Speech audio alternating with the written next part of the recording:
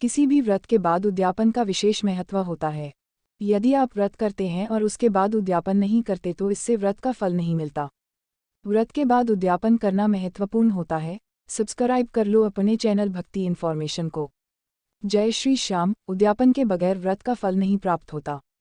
बता दें कि व्रत का समय पूरा के बाद जो अंतिम पूजा या अंतिम व्रत होती है उसे उद्यापन कहा जाता है। लोग व्रत तो कर लेते हैं, लेकिन कई बार जानकारी के अभाव या समयाभाव के कारण व्रत का उद्यापन नहीं करते। इसी कारण उन्हें व्रत का फल प्राप्त नहीं होता और व्रत निष्फल हो जाता है। इसलिए बहुत जरूरी है कि व्रत के पूरा होने बाद उसका उद्यापन किया जाए। आप योग्य ब्राह्मण या किसी पुरोहित के द्वारा उद्यापन करा सकते हैं। आपने जितने व्रतों का संकल्प लिया हो उसके पूरा होने के बाद उद्यापन जरूर करें।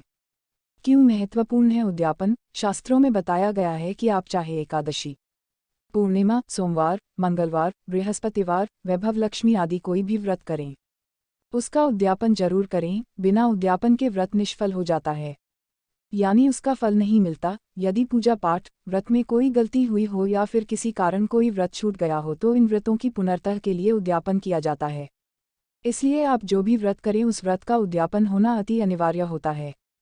उद्यापन का अर्थ, व्रत उद्यापन का अर्थ होता है भली भांति किसी काम का पूरा होना, विधिपूर्वक कार्य संपन्न होना और व्रत आदि की समाप्ति के बाद किया जाने वाला धार्मिक कार्य जैसे हवन, पूजन और भोजन आदि। उद्यापन का महत्व। नंदी पुराण और निर्णय सिंधु के अनुसार उद्यापन विना यत्रु तद व्रत निष्फलम भवेत, अर्थात बिना उद्यापन के किया गया कोई भी व्रत निष्फल हो जाता है।